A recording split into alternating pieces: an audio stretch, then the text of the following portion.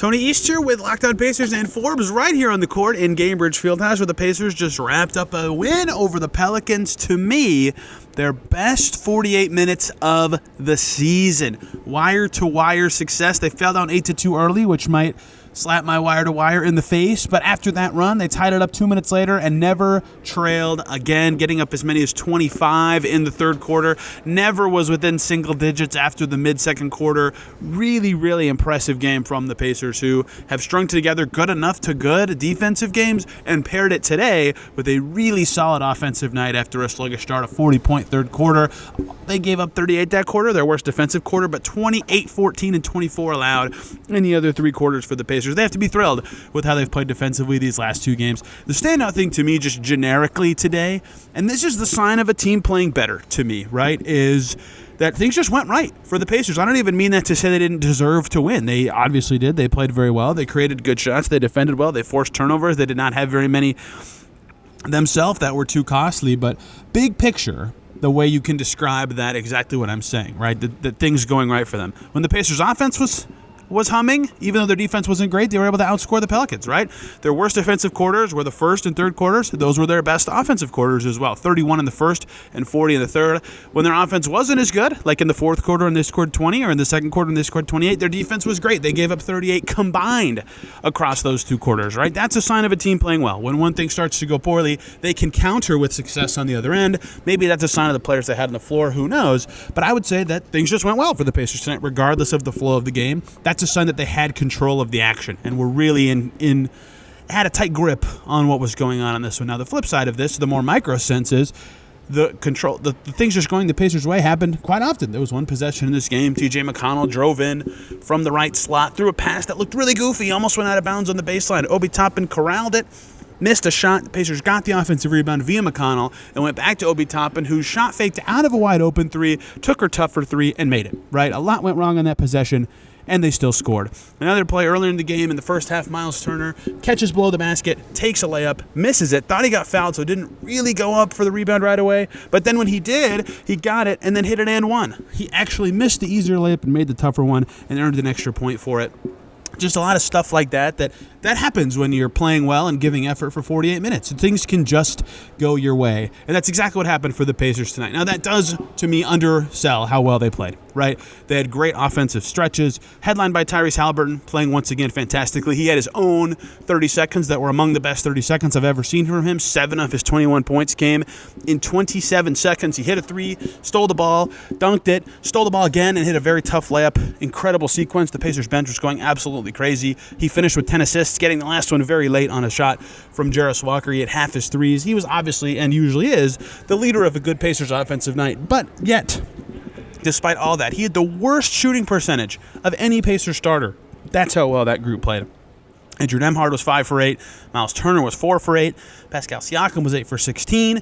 Benedict Mathurin was 3 for 6. All those guys chipped in various ways. Mathurin had 6 boards. Siakam was hitting threes and solid on the glass and defended well. Turner had 4 blocks and 6 rebounds. Andrew Nembhard had 7 assists.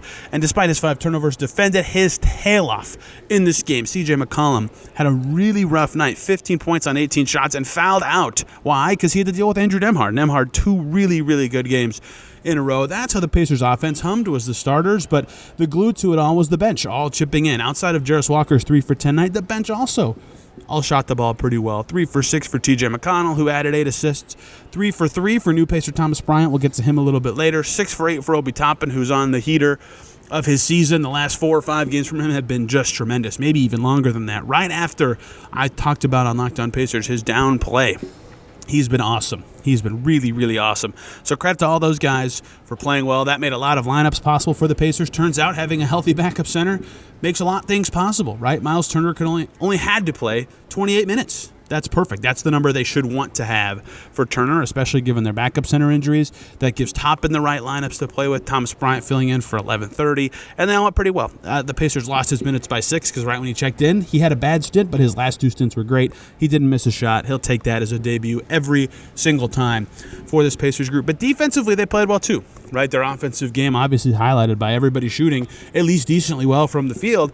Defensively, though, only 20 points in the paint allowed in the first half. 18 of them before a buzzer-beating shot from New Orleans just before the break. That's really good. 48 in the end is it. That's all the Pacers allowed in the paint, and they only scored 38 themselves, but they generated good threes, which helped mitigate that. They made 16 of their 38 and made 21 free throws, right? That gets around a lot of that. They did a great job, to me, walling off the paint in this game in a way that I really haven't seen from them. Trey Murphy had a lot of trouble finishing inside. Herb Jones, 3 for 6 was Trey Murphy on twos. Herb Jones was 4 for 9 on twos. Yves Missi was struggling on twos. CJ McCollum really struggled. He was 1 for 13 on twos. I mean, that's almost unbelievable to say out loud. DeJounte Murray was 6 for 12, like 50% or worse for basically everybody I just said on shots inside the arc, right? Pacers gave those guys some trouble. Daniel Tice missed both of his twos. Javonte Green was 2 for 3 on twos. That's probably the best percentage you'll find on this Pelicans team. Brandon Boston, 4 for 11.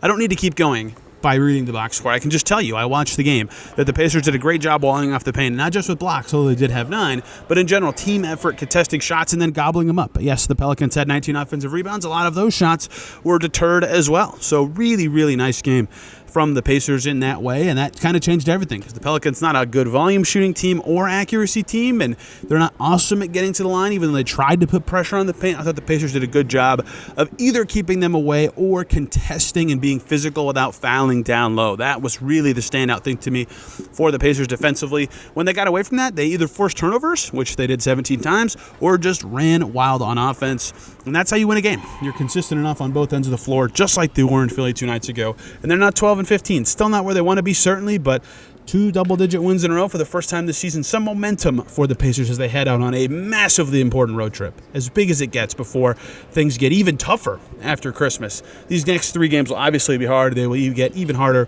for this Pacers team. Of also note in this game, Thomas Bryant is officially a Pacer. He got to the Pacers this morning. The trade was completed about 10 a.m. He goes through a walkthrough, and then he plays on the same day as a trade. Pretty rare in the NBA these days, but that's how bad the Pacers need backup center play. How many guys debut and don't miss? 3 for 3 from Bryant in this game. 2 boards, battled inside with Yves Missi, had a block. I thought played pretty well. Honestly, the plus-minus does sell his night short, but a couple things stand out about what he'll mean to the team. Besides that he can kind of play inside and out, he drilled a 3 in this game, is that it kind of just gets their bench back where it's supposed to be. Obi Toppin at the 4, Jarris at the 3, McConnell at the 1. You fill in whatever else around there you need. You have some positional flexibility. Just lets the Pacers play the way they want, right? And I think that's going to help just as much as him being actually a capable backup center. Something they've been really surging for since they lost Isaiah Jackson against the same New Orleans team earlier this season. So good win for the Pacers, 12 and 15, as big as it gets coming up with this Phoenix game on Thursday. They'll have some practice time before. As we saw